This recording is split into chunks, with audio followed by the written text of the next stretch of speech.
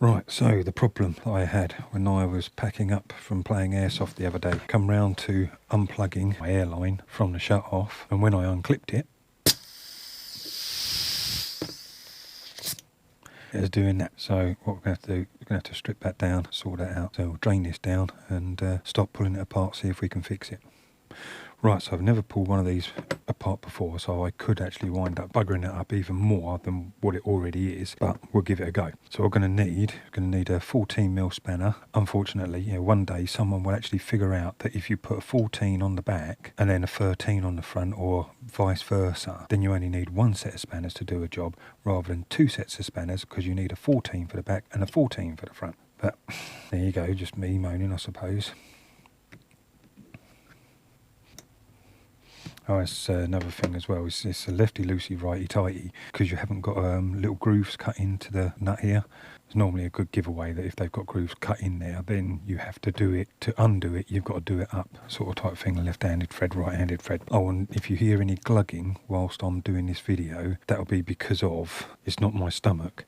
It'll be my homemade methanol heater that I've got, trying to help to keep me a little bit warm. Anyway, back to it. So we've loosened that off, so we're going to just undo this. I'm going to have to be a little bit careful because I don't know if I'm going to go and get loads of things springing about all over the place.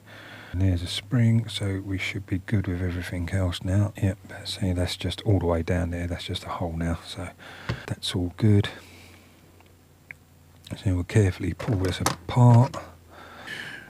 Alright, so let's see if that spring just will come out. A little on the tight side, so give that a little turn there. Right, okay, we'll see a little bit of brass sitting on there. That's actually a little bit tight on that. Good God, that's rough. Right, well, let's pull this out as well. And,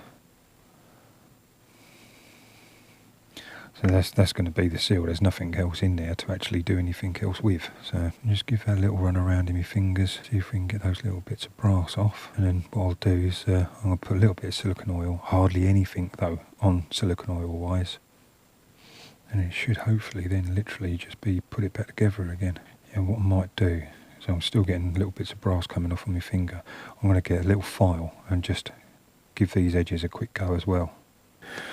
So stop getting anything on that. We'll take that off of there. Just literally just going to take these sharp edges off.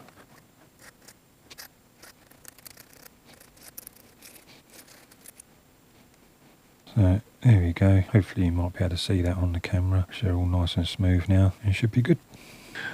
Oil wise, silicone oil, it's sort of like, you can see how much I've put on there. That isn't even a drop I've actually put on my finger there, and I'm going to massage it into my fingers a little bit because it is just, I just want such a smearing on there. And just do that, run that around. I'm just going to run my fingers on those edges. Yeah, it is nothing amount that I'm putting on there, and give it a run around again, just so I can take it off so it doesn't look wet, it looks damp. There's literally such a fine film on there now, because we just don't want to go and overdo it. Do as well, before I go and put it back in there, push a bit of tissue in there and just give it a little bit of a turn around in there. Yeah, don't look too bad.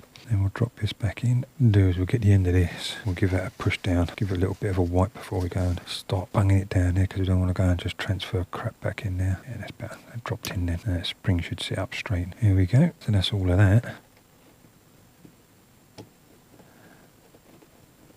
Screw that back onto there and nip it up, and it is just literally a nip. You don't have to really go at it.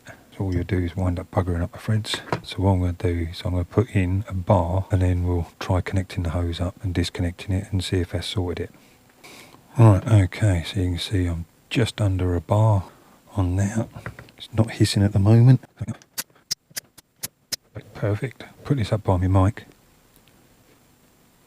Yeah. Do it. Just going to do it a few more times just to make sure.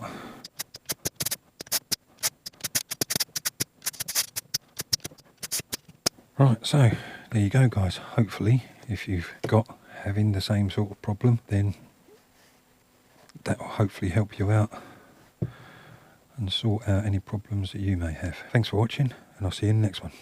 Cheers guys.